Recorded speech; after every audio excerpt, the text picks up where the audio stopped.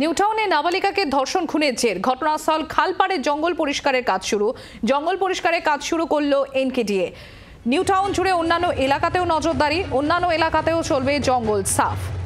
নিউটাউনে নাবালিকাকে ধর্ষণ খুনের জের, ঘটনাস্থল খালপাড়ে জঙ্গল পরিষ্কারের কাজ শুরু। জঙ্গল পরিষ্কারের কাজ শুরু করা হলো এনকেডিএর তরফ থেকে, এবং নিউটাউন জুড়ে যে সমস্ত অন্যান্য এলাকা রয়েছে সেখানেও নজর রয়েছে, অন্যান্য এলাকাতেও চলবে জঙ্গল সাফাই। আমরা এই জঙ্গল পরিষ্কার করছি, এই সাপ আছে, তারপরে অনেক যাতায়াতের মানুষের সমস্যা হয়, এই কারণে আমরা এই জঙ্গলটা পরিষ্কার করছি।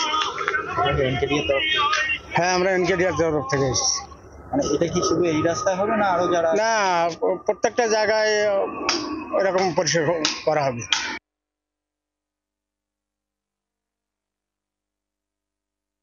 নিউটাউনে খুন ও ধর্ষণের ঘটনার পর নড়েচড়ে বসলো এনকেডিএ কর্তৃপক্ষ।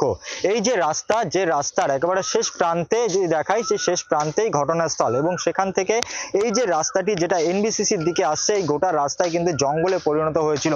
এবং এখানকার যারা আবাসিক তাদের একাধিক অভিযোগ ছিল যে এই রাস্তায় লাইট জ্বলে না, এই রাস্তায় জঙ্গল, এবং যেখানে রাতের বেলাতে মানুষ যাতায়াত করতে ভয় পায়। এবং এই মুহূর্তে সেই সমস্ত জঙ্গল পরিষ্কার করার কাজ চালাচ্ছে, এবং এনকেডিএর তরফ থেকে এই কর্মীরা তারা এই মুহূর্তে এই যে জঙ্গল, সেই জঙ্গল পরিষ্কার করছে। এবং রাস্তার পাশে যে সমস্ত জঙ্গলগুলো রয়েছে সেই জঙ্গলও কিন্তু এই মুহূর্তে পরিষ্কার করে এখানের যে লাইট, সেই লাইটগুলো আগেই ঠিক করা হয়েছে এনকেডিএর তরফ থেকে। এবং এনকেডিএর সূত্রে খবর যে এই যে এইরকম রাস্তা যতগুলি রয়েছে সেই গোটা রাস্তা জুড়েই কিন্তু এই যে জঙ্গল রয়েছে সেই জঙ্গল পরিষ্কার করার কাজ চালাবে, এবং তার পাশাপাশি যে সমস্ত জায়গায় লাইট খারাপ রয়েছে সেই সমস্ত জায়গার লাইট কিন্তু ঠিক করার কাজ ইতিমধ্যে শুরু হয়েছে। এবং তার পাশাপাশি এই মুহূর্তে যে জঙ্গল সাফাই, সেই জঙ্গল সাফাইয়ের কাজও কিন্তু এই মুহূর্তে শুরু করেছে এনকেডিএ কর্তৃপক্ষ।